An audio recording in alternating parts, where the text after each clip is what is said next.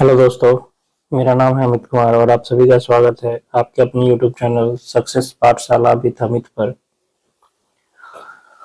बिहार के एग्जामों के लिए जो है यूथ पब्लिकेशन का एक मैथ का बुक है, बिहार मैथ्स कैप्सूल करके, जिसमें बिहार में जो भी प्रीवियस एग्जाम हुए हैं उसमें जो मैथ के क्वेश्चन पूछे हुए हैं वो सारे क्वेश्चन उसमें दिए हुए हैं। लगभग 3300 प्रश्न है, उसी का सॉल्यूशन मैं करा रहा हूँ, जिसमें एवरेज कंप्लीट हो गया है। परसेंटेज का पार्ट 1 में हम लोग जो है 31 या 32 क्वेश्चन कवर किए हैं। बाकी क्वेश्चन जो है इस वीडियो में कवर करेंगे। तो वीडियो पसंद आए तो वीडियो को लाइक जरूर कीजिएगा, चैनल पर नए हैं तो चैनल को सब्सक्राइब कीजिएगा और ज़्यादा से ज़्यादा दोस्तों के बीच शेयर कीजिएगा। आगामी जो भी एग्जाम होने हैं उसके लिए ये सभी क्वेश्चन इम्पोर्टेंट रहेंगे। ठीक है, तो चलते हैं आज के पहले क्वेश्चन, जो कि 32 नंबर होगा, यानी पहला वीडियो में 31 नंबर तक हो चुका है। इस वीडियो में कंप्लीट कर देंगे परसेंटेज को। कह रहा है यदि एक लंबवृत्तीय शंकु की त्रिज्या और ऊंचाई 20% बढ़ा दी जाए तो इसका आयतन क्या होगा। देखिए, शंकु का जो आयतन होता है वो होता है 1/3 पाई आर स्क्वायर एच, है ना। तो ये 1/3 और पाई क्या है, ये तो कांस्टेंट है, तो जो भी परिवर्तन होगा वो आर और एच के कारण होगा। ठीक है, 20% का मतलब क्या होता है, 20% का मतलब 20/100 यानी 1/5 होता है। 1/5 की वृद्धि, है ना। यानी कोई चीज एक थी, कोई चीज 5 थी तो बढ़ के कितनी हो गई, 6 हो गई। कोई चीज 5 थी तो बढ़ के कितनी हो गई, 6 हो गई। 20% वृद्धि का मतलब ये है। अब देखिए, मान लीजिए कि अगर 5 से 6 हो गया तो आर स्क्वायर कितना हो जाएगा, आर स्क्वायर 5 से, ये आर अगर 5 से 6 हो गया तो आर स्क्वायर आपका 25 से 36 हो जाएगा, इसका स्क्वायर कर देंगे तो। और जो ऊंचाई है उसमें भी कितना 20% की वृद्धि हो रही, तो एच कितना हो जाएगा, एच जो है ये 5 से 6 हो जाएगा। 20% का मतलब ही ये 5 से 6 हो जाना। ठीक है, तो आर स्क्वायर 25 से 36 हो जाएगा, एच जो है 5 से 6 हो जाएगा। तो जो आयतन होगा वॉल्यूम वो कहां से कहां तक हो जाएगा, यानी शुरू में अगर आर स्क्वायर 25 था, एच 5 था, तो टोटल गुना कर देंगे अगर दोनों को, तो 25 बचे 125। अगर आयतन शुरू में 125 था तो जो आपका एच था वो सॉरी, जो आपका अब का आयतन है वो कितना हो जाएगा, 36 गुना 6 यानी 216। यानी शुरू में आयतन 125 था तो अब आयतन कितना हो गया, 216 हो गया। तो कितना की वृद्धि हो गई, वृद्धि कितना की हो गई, 9 कमी है 9 उधर, 75 और 16 यानी 91 की वृद्धि हो गई। 91 की वृद्धि हो गई कितना में, 125 में, परसेंटेज बदलने के लिए 100%। तो 25 बचे और 25 चौका, है ना। तो ये हो गया 4 9 36/5 यानी 72.8%। 72.8%। ठीक है, तो ऑप्शन नंबर सी इसका सही आंसर हो जाएगा।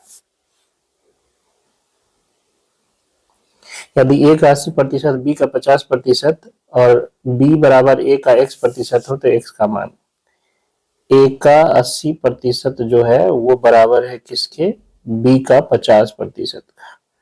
तो परसेंटेज से परसेंटेज खत्म, 1 0 से 1 0 खत्म, बी को इधर भेजेंगे तो a बटा बी आपके पास आ जाएगा कितना, 5/8।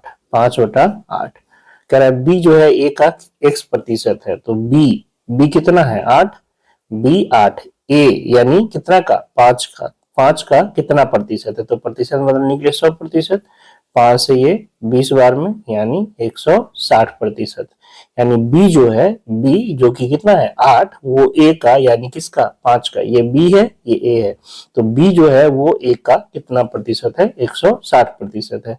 प्रश्न कह रहा है बी जो है ए का x% है, यानी x% 160% है, यानी x बराबर कितना है, 160 है। ऑप्शन नंबर ए इसका सही आंसर हो जाएगा।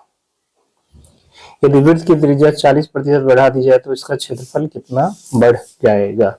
वृत्त का क्षेत्रफल जो होता है वो पाई आर स्क्वायर होता है ना, तो उसमें सिर्फ आर स्क्वायर पर निर्भर करेगा। आर जो है आपका 2 बार बढ़ा देना है, ठीक है ना। आर स्क्वायर मतलब आर अगर 40% बढ़ रहा है तो सक्सेसिव 2 बार 40 का लगा देंगे, तो 40 + 40 + 40 गुना 40/100, तो ये कितना हो जाएगा 80 और ये 16 यानी 96% क्षेत्रफल में वृद्धि हो जाएगी। दूसरा तरीका ये भी आप समझ सकते हैं इसको कि 40% का मतलब क्या होता है। 40% का मतलब होता है 2/5। 40% का मतलब क्या होता है 2/5। यानी कोई चीज जो है 5 थी तो कितनी हो गई 7। अगर r 5 से 7 हो रहा है तो r स्क्वायर क्या हो जाएगा 25 से 49। 25 से क्या हो जाएगा बढ़कर 49 हो जाएगा। ठीक है, यानी कितना बढ़ गया तो 24 बढ़ गया कितना में 25 में। परसेंटेज में निकले 100%, तो 25 चौका 100, 24 चौका 96, 24 चौका 96। तो ऐसे भी आप इसको सॉल्व कर सकते हो। एक संख्या का 4/7 भाग दूसरी संख्या के 40% के समान है तो प्रथम संख्या व दूसरी संख्या का अनुपात। एक संख्या मान लीजिए x का 4/7 भाग जो है दूसरी संख्या y का कितना है 40% है। y का 40%, यानी x गुना 4/7 बराबर y गुना 40/100। एक जीरो से जीरो खत्म, 4 से 4 खत्म, x को इधर y को इधर भेजेंगे तो x/y, 7 इधर जाएगा तो 7/10। यानी दोनों संख्या का जो अनुपात है वो कितना है 7:10। प्रथम संख्या अनुपात दूसरी संख्या 7:10। Option number B. एक निश्चित प्रयोग में जीवाणुओं की संख्या 2.5% प्रति घंटा की दर से बढ़ रही थी। आरंभ में यह संख्या 5,12,000 थी तो 2 घंटे के अंत में जीवाणुओं की संख्या क्या थी। 2.5% का मतलब हो गया 2.5/100 और दशमलव हटाने के लिए एक 10 एक्स्ट्रा दे देते हैं तो 25 चौका 100, यानी 1/40 की दर से बढ़ रही है। मतलब 40 में 1 बढ़ रही है। तो शुरू में था 5,12,000। ठीक है, पहला घंटा कितना बढ़ा 40 में 1 तो बढ़ के कितना हो जाएगा 41/40। फिर दूसरा घंटा 41/40। तो 2 जीरो से 2 जीरो खत्म, ये 8 से काट देते हैं। ठीक है, 8 छक 48 और 8 छका 32, 1 जीरो। तो ये हो गया 640 गुना 41 गुना 41 कितना होता है 1641।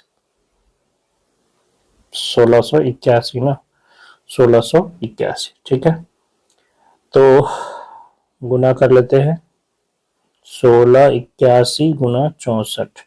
4 8 छक 32, 3 6 छक 24, 3 27, 4 2 6, 6 8 छक 48, 6 1 36, 40, 4 6 4 10। यानी 4 8 5 7 0 1 और इस पे 0। ठीक है, किधर गड़बड़ होगा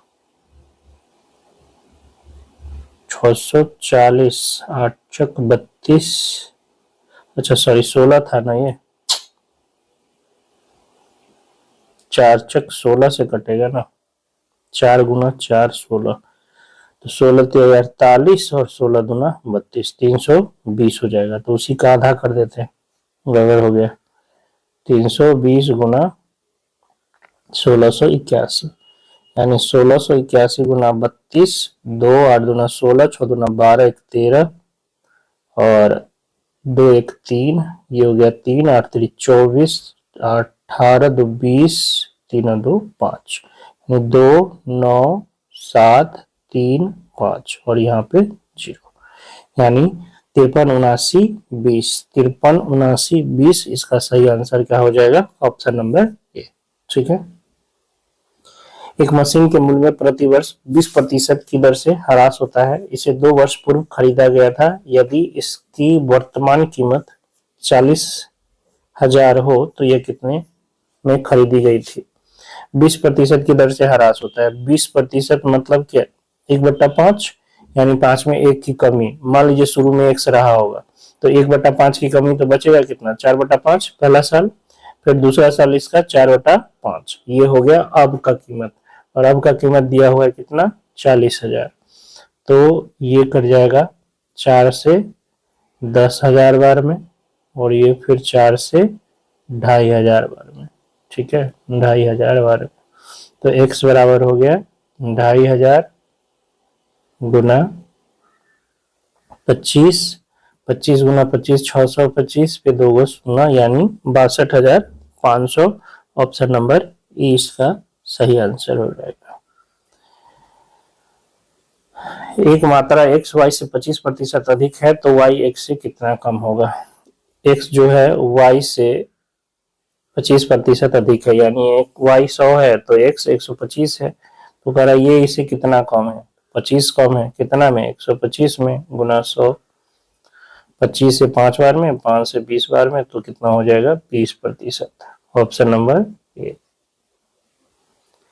एक बल्लेबाज ने 120 रन बनाए जिनमें से 3 चौके और 8 छक्के शामिल है, विकेटों के बीच दौड़कर उसने कुल कितना स्कोर किया। तो 3 चौका का 3 गुना 4 12 रन हो गया, और 8 छक्का का 8 गुना 6 48 रन हो गया, यानी टोटल चौका छक्का से कितना रन बनाया, 60 रन। जबकि टोटल रन है कितना, 120। तो विकेट के बीच दौड़ कर कितना बनाया, 120 माइनस 60, यानी 60 रन विकेट के बीच बनाया है ना, विकेट के बीच, यानी 1-2 रन करके बनाया। तो टोटल 60 रन बनाया है विकेटों के बीच दौड़कर, कितना में, 120 में, परसेंटेज बनाने के लिए 100%। ठीक है, 60 दूना 120, 20 से 50 बार में 50% रन उसने विकेटों के बीच दौड़कर बनाया है। Option number B. एक परीक्षण में 1100 लड़के और 700 लड़कियों की जांच की जाती है, जिनमें से लड़का 42% और लड़की 30% पास हुए। कुल असफलता का प्रतिशत ज्ञात कीजिए। तो लड़का 1100 है, लड़की 700 है। अगर इसका रेशियो निकालेंगे तो 11:7 आ जाएगा। अब आपको दिया हुआ है पास का परसेंटेज और पूछ रहा है कुल असफलता का, यानी फेल का पूछ रहा है। तो आप यहाँ से पहले फेल ही निकाल लो कि 42% लड़के पास हुए, तो 58% क्या होंगे, असफल हो जाएंगे, है ना। और यहाँ पर जो है आपके पास ये परसेंटेज है लड़का का और ये लड़की का। ठीक है, और लड़की 30% पास हुई, तो फेल कितना होगी, 70%।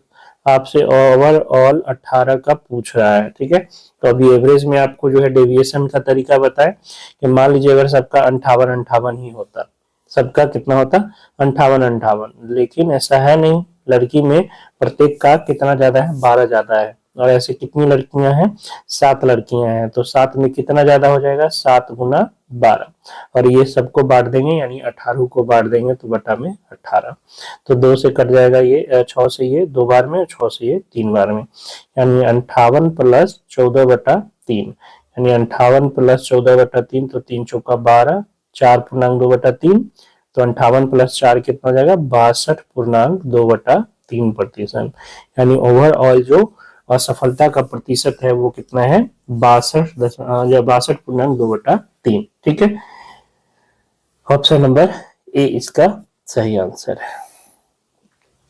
एक परीक्षा में एक छात्र ने 30% अंक प्राप्त किए तथा वह 45 अंकों से अनुत्तीर्ण हो गए। दूसरे छात्र ने 42% अंक प्राप्त किए, जो कि उत्तीर्ण होने के लिए आवश्यक न्यूनतम अंकों से 45 अंक अधिक। पूर्णांक ज्ञात, अंक अधिक है, पूर्णांक ज्ञात कीजिए। एक लाया 30%, तो वो फेल हो गया कितना से, 45 है, तो -45 कर दी। एक लाया 42%, तो जो पास होने का मार्क्स था उससे 45 ज्यादा हो गया। तो दोनों का अंतर देखिए, परसेंटेज में कितना का अंतर है, 12% का, और अंक में कितना का अंतर है, तो देखिएगा ये माइनस का 45 है और ये प्लस का 45 है ना। तो दोनों में अंतर कितना का हो जाएगा, 90 का। दोनों में अंतर कितना का होगा, 90 का। 45 माइनस माइनस 45, 45 माइनस माइनस 45, तो 45 प्लस 45 क्या हो जाएगा, 90 हो जाएगा। तो अंक का अंतर 90 है और परसेंटेज का 12, यानी 12% ही क्या है, 90 है। अगर 2 से काट दे इसको, 15 छक 90, यानी 2% कितना हो जाएगा, 15। पूर्णांक यानी जो टोटल पूर्णांक है उसकी चर्चा कर रही है, यानी 100% के बारे में पूछ रहा है। तो 50 से दोनों तरफ गुना करेंगे, 50 गुना 200 हो जाएगा, तो 15 गुना 50, यानी 15 पचे 75, 750, यानी कुल पूर्णांक जो परीक्षा का है वो कितना है, 750 है। Option number B. ए और बी दोनों का वेतन 26,000 रुपया है। यदि दोनों अपने वेतन का 75% एवं 60% क्रमशः खर्च करते हैं, इसके बाद दोनों का बचत बराबर होता है, तो दोनों का वेतन क्या होगा। तो देखिए दोनों का खर्च दिया हुआ है, ए और बी का। ठीक है, तो ए का खर्च मान लीजिए, ए का इनकम एक्स है और वाई का इनकम, बी का इनकम वाई है। तो अपने वेतन का कितना खर्च करता है, 75%। ए बचाता कितना है, तो 25%। 75% खर्च करता है तो बचाता कितना है, 25%। और बी जो है वो 60% खर्च करता है, तो कितना बचा रहा है, 40%। तो ये हो गया ए का बचत और ये बी का बचत, दोनों क्या हो गया बराबर। तो यहाँ से x बटा वाई आ जाएगा आपके पास 40/25 यानी 5 से 8 बार में और 5 से ये 5 बार में, है ना, 25 यानी कितना हो गया 8:5। ये क्या आ गया ए और बी के आय का अनुपात। x क्या माने थे ए का आय और बी क्या वाई क्या माने थे बी का आय, है ना। तो ये आ गया 8:5। ए का आय 8 है तो बी का 5 है। टोटल कितना हो गया 8×5 = 13, 8×5 = 13 और ये दिया हुआ है टोटल दोनों का मिला के कितना 26,000। तो 13 यूनिट ही 26,000 है तो 1 यूनिट कितना हो जाएगा 2,000। आपसे पूछा है दोनों का आय, तो ए का आय 8 यूनिट, 8 दूना 16,000 हो जाएगा और बी का आय कितना है, बी का आय 5 यूनिट तो 5 दूना 10,000 हो जाएगा। ठीक है, और ऑप्शन में ऐसा नहीं है। ठीक है, दोनों का वेतन क्या होगा, यहाँ पे हमको लगता है कुछ मिसप्रिंट है शायद, मेरे हिसाब से दोनों के वेतन का अंतर है यहाँ क्वेश्चन में जो है का अंतर। ठीक है, दोनों के वेतन का अंतर पूछ रहा हूँ, तो दोनों के वेतन का अंतर कितना हो जाएगा, ए का 16,000 और बी का 10,000 तो 6,000। या यहीं पे निकाल सकते थे कि ए का 8 यूनिट बी का 5 यूनिट तो दोनों का अंतर 3 यूनिट, 3 यूनिट का कितना हो जाएगा 3 दूना 6,000, दोनों के वेतन का अंतर। अगर ए का पूछता है तो 16,000, बी का 10,000, लेकिन दोनों का अंतर 6,000 है, ऑप्शन नंबर सी। यदि मोहन की आय रमन की आय से 25% अधिक है तो बताइए रमन की आय मोहन की आय से कितने प्रतिशत कम है। अभी सेम क्वेश्चन बताए थे, 20% इसका आंसर हो जाएगा। रमन की आय से जो है अधिक है मोहन की आय, तो मोहन और ये रमन, रमन की आय अगर 100 है तो मोहन की आय 125, तो कितना कम है 25 कम है, कितना में 125 में गुना 100%, 25 से 5 बार में, 5 से 20 बार में 20%। ठीक है, ऑप्शन नंबर सी इसका सही आंसर होगा। यदि x का 90% 315 किलोमीटर है तो x का मान ज्ञात कीजिए। x का 90/100 जो है वो 315 किलोमीटर है। 1 0 से 1 0 खत्म, 9 3 27, 9 5 45 यानी x बराबर 35 गुना 10 यानी 350 किलोमीटर, ऑप्शन नंबर बी। 4.9 को प्रतिशत के रूप में व्यक्त करना है तो 4.9 और परसेंटेज में निकलने के लिए 100% यानी कितना हो जाएगा 490%। किसी भी चीज को 90 में किसी भी चीज को प्रतिशत में बदलने के लिए 100 से गुना कर दीजिए तो 490% हो जाएगा, ऑप्शन नंबर बी। राधा का वेतन सलमा के वेतन से 20% कम है, तब सलमा का वेतन राधा के वेतन से कितना अधिक। राधा सलमा, राधा का वेतन सलमा के वेतन से 20% कम है, यानी सलमा का 100 है तो राधा का 80 है। तो सलमा का वेतन राधा के वेतन से कितना अधिक है, तो 20 अधिक है, कितना में 80 में गुना 100%, तो 20 से ये 4 बार में, 4 से ये 25 बार में, यानी 25% अधिक है, ऑप्शन नंबर ए। 260 का 264 का 60% किसके बराबर है। ठीक है, अब यहाँ क्या करना है कि यहाँ पे निकाल के सबको चेक नहीं करना है, तो ऐसे समय लग जाएगा, है ना। हम लोग काम करेंगे यूनिट डिजिट पे कि देखिए इसका गुणनफल क्या है, तो 264 गुना 60 करेंगे तो इसका यूनिट डिजिट 0 आएगा। तो जो भी 0 वाला जिसका यूनिट डिजिट 0 है वो आंसर इसका हो सकता है। तो देखिए पहला है 2 और यहाँ 8, 8 दूना 16 नहीं होगा। ये आपका है 4 गुना 7 28, ये भी नहीं होगा। यहाँ 0 आ रहा है ना, 0 गुना 5 0 आ रहा है, लेकिन उसके बाद एक और चीज चेक करना होगा, सेकेंड डिजिट, है ना, सेकेंड डिजिट भी चेक करना है क्योंकि एक ऑप्शन इनमें से कोई भी नहीं है। तो 0 तो हो गया, अगला क्या हो गया 6 गुना 24, 6 गुना 4 यानी 24, तो 4, तो 0 के बाद जो 10 का डिजिट होगा वो 4 होगा। यहाँ देखिए तो 0 के बाद 8 5 40, फिर अगला इसमें 0 ही होगा।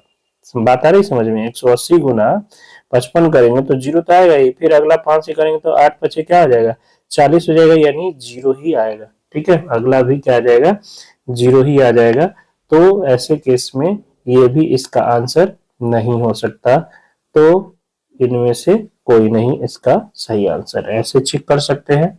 ठीक है, बाकी आप निकालोगे तो समय लगेगा, लेकिन ये निकालने के लिए रहता ही नहीं, आपको इसी तरह से चेक करने के लिए दिया हुआ रहता है। ठीक है,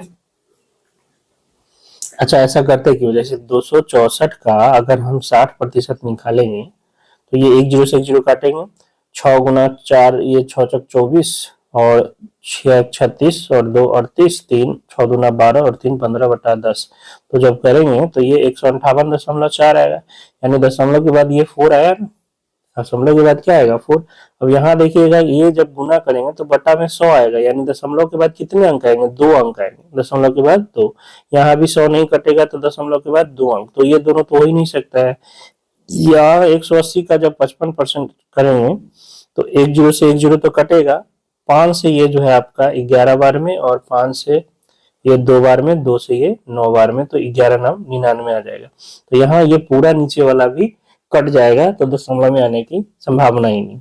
तो इसी तरह से जो है आप चेक करके डायरेक्ट यूनिट डिजिट, और उसके बाद मान लीजिए यहाँ जीरो है तो यूनिट डिजिट का मामला फंस गया, तो हमें दूसरा डिजिट भी देखना पड़ा, है ना। अगर जीरो नहीं रहता तो बिना यूनिट डिजिट से ही काम चल जाता है, ठीक है। तो आप ऐसे क्वेश्चन को इसी तरह जो गुणनफल से चेक करके ही बता सकते हो कि कौन इसका आंसर हो सकता है और कौन नहीं।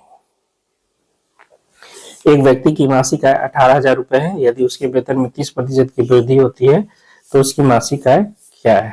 18,000 रुपए था, 30% की वृद्धि हो गई तो कितना हो जाएगा? 130, कितना में? 100 में, तो 2 जीरो से 2 जीरो खत्म, 0 0, 13 8 104, 10 13 और 10 कितना हो जाएगा? 13 और 10 23, 23,400 रुपए बढ़कर हो गया। अच्छा, इसका ऑप्शन ऊपर नीचे हो गया, पहले सी हो गया फिर बी, तो यहाँ इसका बी सही आंसर हो जाएगा, 23,400 रुपए।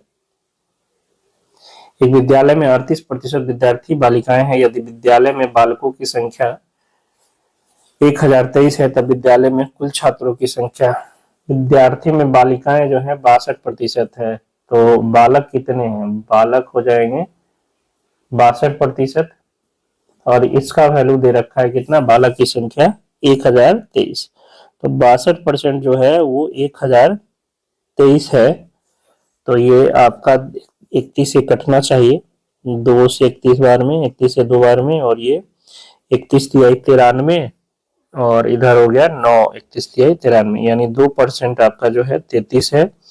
तो 100% कितना टोटल, मतलब 100%, तो 50 से गुना कर देंगे, 33 गुना 50, 0 5 15, 5 15 1 16, 1650 टोटल छात्र हैं विद्यालय में, ऑप्शन नंबर बी। यदि आयकर में 19% की वृद्धि हो जाती है तो शुद्ध आय में 6% की कमी होती है, आयकर की दर ज्ञात करें।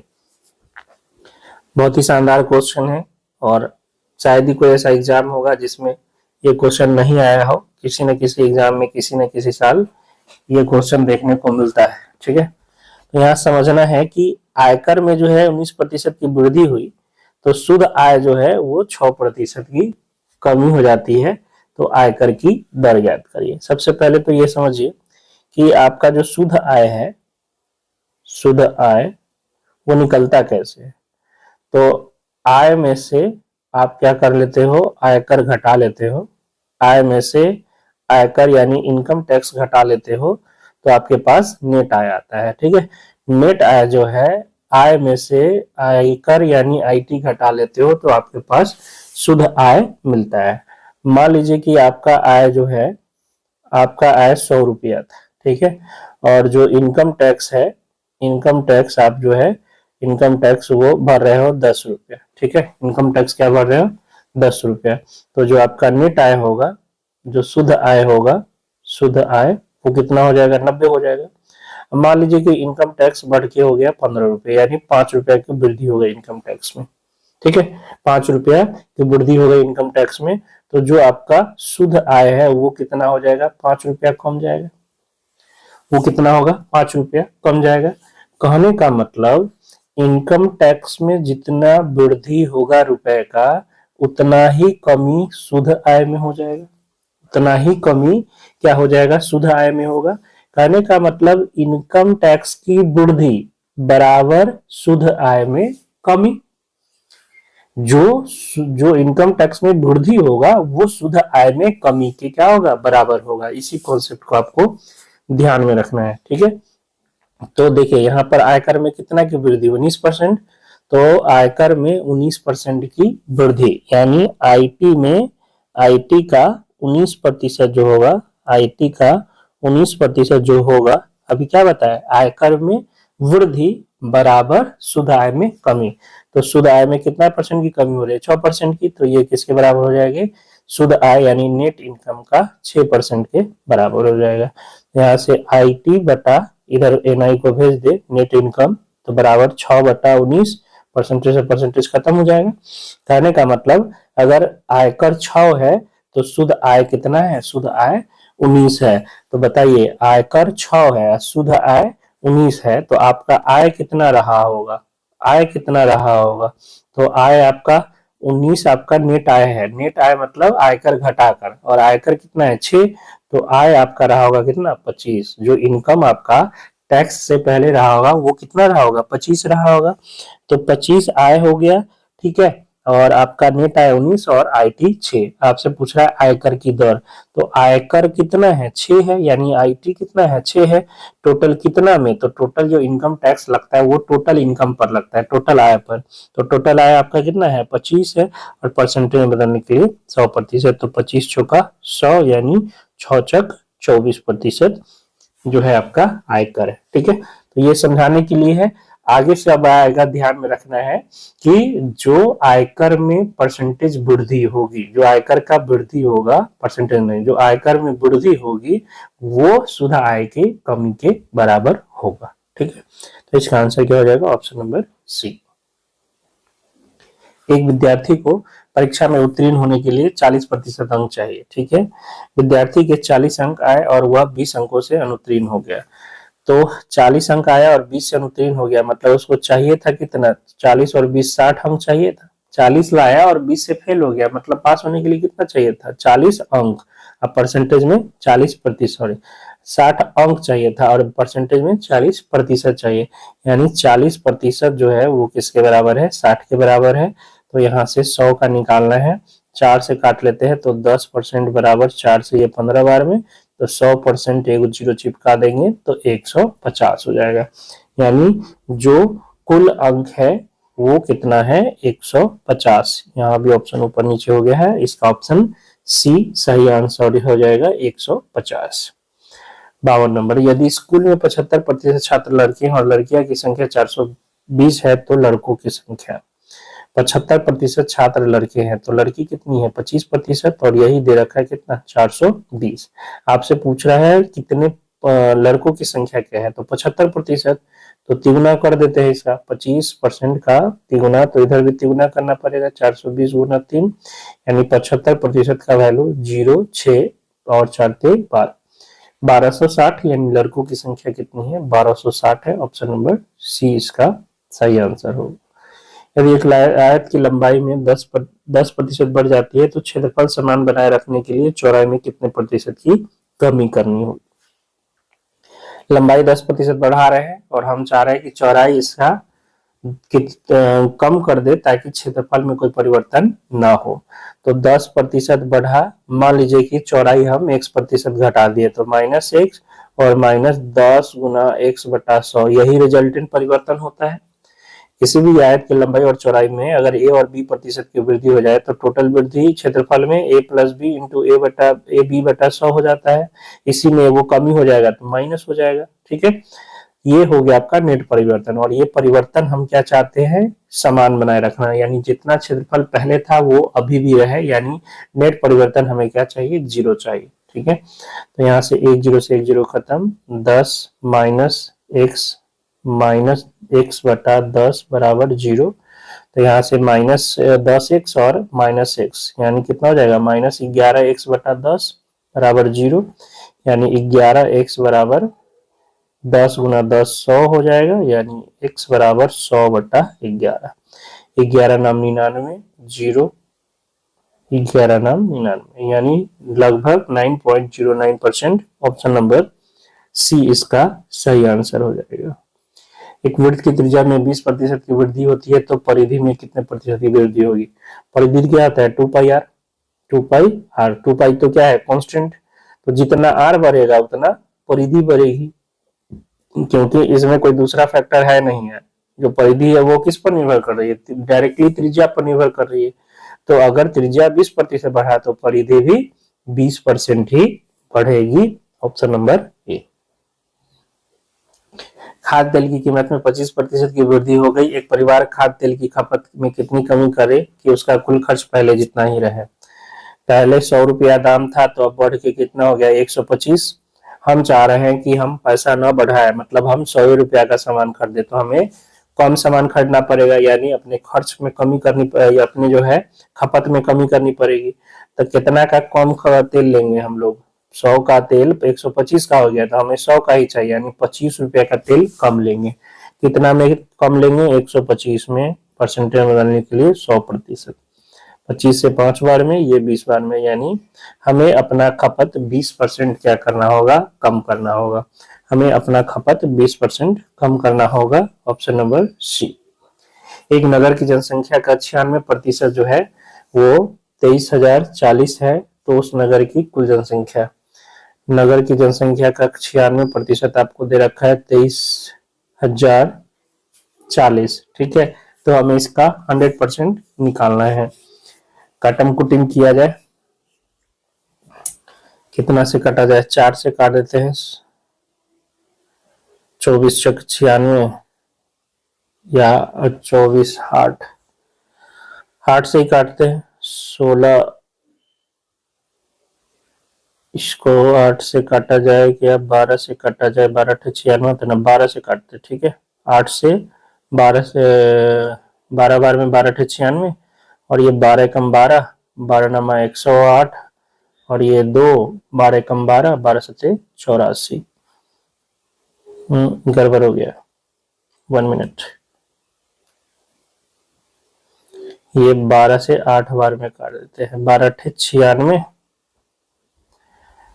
और 8 से 8 दूना 16, 7 8 8 64, 6 8 8 64, 0, यानी 12 का हो गया 4% का निकाल लेते हैं, 3 से काट देते हैं, 9 3 27 और 6 18, यानी 4% का वैल्यू आ गया 960। 25 से गुना कर देंगे तो 100% हो जाएगा, तो 960 गुना 25, 25% का कितना आ जाएगा 0, 25 छक्का 150, 15 25 नमा 225 और 15 240, 24,000। ठीक है, ऑप्शन नंबर बी इसका सही आंसर हो जाएगा।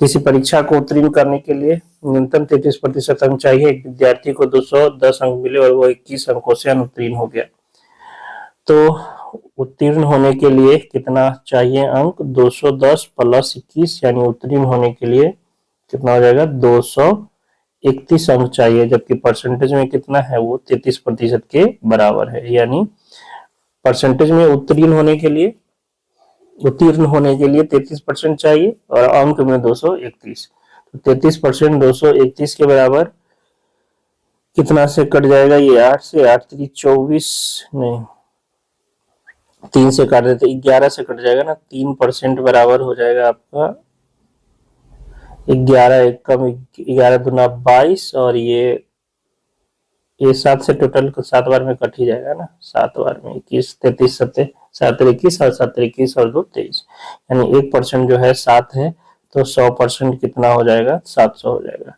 यानी परीक्षा का जो कुल अंक है वो कितना है 700 है। Option number A. यदि किसी संख्या में 10% की वृद्धि कर बढ़ी हुई संख्या को पुनः 10% की कमी कर दी जाए तो मूल संख्या में कितने प्रतिशत की कमी या वृद्धि होगी। पहले 10% बढ़ाया, फिर 10% घटाया, -10 गुना 10 बटा 100। ठीक है, तो जो टोटल वृद्धि हो गई है तो ये खत्म, माइनस का कितना हो गया 1%, माइनस का 1%, यानी 1% की कमी हो जाएगी, 1% की कमी हो जाएगी। ऑप्शन नंबर सी इसका सही आंसर। 25 का 5%, 5 के कितने प्रतिशत के बराबर है, 25 का 5% बराबर 5 के वाट। ठीक है, वाट प्रतिशत या एक्स प्रतिशत कर देते हैं, 25 गुना 5 बटा 100 बराबर 5 गुना x बटा 100, 100 से 100 खत्म, x 5 से 5 खत्म, x बराबर 25 हो जाएगा, यानी 25% के बराबर है। ठीक है, ऐसे भी समझिए सिंपल सा, 25 गुना 5 तो 5 गुना कितना 25, सीधा सा आंसर था इसका। तो यदि आमों के मूल्य में 25% की कमी होने के बाद 60 रुपए में 4 आम अधिक क्रय कर सकता हूं तो एक आम का घटा हुआ मूल्य क्या है। ठीक है, 25% कमी होने के कारण 60 रुपए में 4 आम अधिक खरीद सकता है। अगर वो 4 आम एक्स्ट्रा नहीं लेना चाहता, वो पैसा लेना चाहता है कि हमको एक्स्ट्रा पैसा जो बच गया है वो हम लेना चाहते हैं, तो उसके पास बचता कितना, 60 का 25%, 60 का 25%, 25 चौका 60, 25 चौका 100 और 4 से ये 15 बार में, यानी वो चाहता 60 रुपया का जितना आम पहले खरीद रहा था ना, वो चाहता उतना ही आम खरीदना, तो वो 15 रुपया बचा सकता था, 15 रुपया बचा सकता था। लेकिन वो 15 रुपया बचाया नहीं, उसके बदले में उसको 4 आम अधिक मिल गया है ना, यानी 4 आम का जो मूल्य है, घटा हुआ मूल्य वो कितना है, 15 रुपया है। 4 आम का घटा हुआ मूल्य 15 रुपया है, तो एक आम का घटा हुआ मूल्य कितना हो जाएगा, 15/4, यानी 3.75 रुपीज पर आम। ये घटा हुआ मूल्य है, याद रखिएगा, ऑप्शन नंबर सी। 264 का 60%। अब देखिए फिर से ये क्वेश्चन आ गया है और इस बार ऑप्शन जो है चेंज है, तो देखते हैं क्या होगा। हमें क्या चाहिए था, 0 के बाद 4, 0 के बाद 4 गुणनफल जो इसका होगा उसमें पहला अंक 0 और दूसरा आपका क्या होना चाहिए, 4। यहाँ देखिए 0 है और ये भी 0 है, दो 0 है, तो ये तो होगा नहीं। दूसरा देखिए ये 0 है पहला, और उसके बाद देखिए 8 छक 48, कितना हो जाएगा, 8 हो जाएगा, तो ये भी नहीं होगा। ठीक है, उसके बाद देखिए इसमें जो है ये 15 छक 90, पहला 0 है और 9 15 25, इसका जो है 4 आ रहा है। ठीक है, तो ये हो सकता है, आपको चेक करना पड़ेगा। 15 छक 90 और 15 25 75 और 9 84 यूनिट जो इसका सेकंड डिजिट है वो 4 आ रहा है, तो ये संभावना है कि हो सकता है, बाकी ये दोनों होगा नहीं। तब आपको अब चेक करना है, क्योंकि एक ऑप्शन इनमें से कोई नहीं है। तो 1056 का 15% निकालेंगे, 5 से 3 से ये 5 बार में, ये 20 बार में, और 2 से आपका जो है ये कट जाएगा कितना, 5 2 और ये 8 गुना 3/10, 8 3 24, 3 दूना 6 और 2 8 और 5 15/10, यानी 158.4। और इसका जो आपका निकाला था वो भी सेम ही आया था ना, वो भी सेम ही आया था, 158.4 ही आया था, तो ये इसका सही आंसर। दूसरा तरीका ये भी है कि इसका अगर हम 15% दे देते, 264 का 60% को लिख सकते हैं 15% गुना 4 लिख सकते हैं, और ये 4 से अगर इधर गुना कर दे तो 4 चौक 16, 6 चौक 24, 1 25 और 4 दूना 8 और 2 10, 256 का 15% हो जाएगा। ठीक है, यहाँ से भी इसको आप निकाल सकते हैं। एक दिन का कितना प्रतिशत 3 घंटे है, एक दिन का कितना प्रतिशत, तो 3 घंटे एक दिन में कितना, 24 घंटे गुना 100%, 3 से 8 बार में, 2 से ये 4 से 2 बार में, 4 से 25 बार में, यानी 25/2%, यानी 12.1/2%। ठीक है, एक दिन का कितना प्रतिशत 3 घंटा है, तो 12.5% है। ऑप्शन है इनमें से कोई नहीं, ऑप्शन नंबर डी। आज का आखिरी प्रश्न, किसी संख्या का 20% 120 हो तो उस संख्या का 120% कितना होगा। 20% 120 है, तो आपसे पूछ रहा है 120%, 6 गुना कर देंगे, 20% का 6 गुना, तो इधर भी 6 गुना, 120 का 6 गुना, यानी 120% कितना हो जाएगा, वार्षिक 72,720, ऑप्शन नंबर डी। तो ये परसेंटेज का पार्ट जो है कंप्लीट हुआ। टोटल 63 प्रश्न थे परसेंटेज से। आशा करता है ये वीडियो आपको पसंद आ रहा होगा। पसंद आ रहा हो तो लाइक जरूर करें, चैनल को सब्सक्राइब करें अगर नए हैं तो, और ज्यादा ज्यादा दोस्तों के बीच शेयर करिए। मिलते हैं नेक्स्ट वीडियो में प्रॉफिट एंड लॉस के साथ, तब तक के लिए जय हिंद जय भारत।